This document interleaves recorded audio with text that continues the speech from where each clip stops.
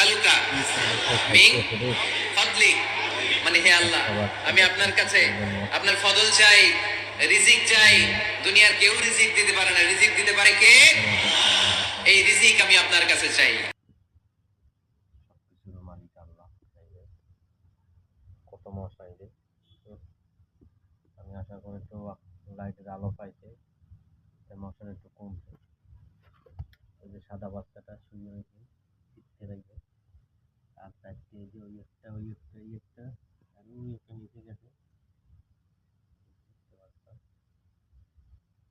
মোট পাঁচটা, কালো চারটে, সাদা একটা।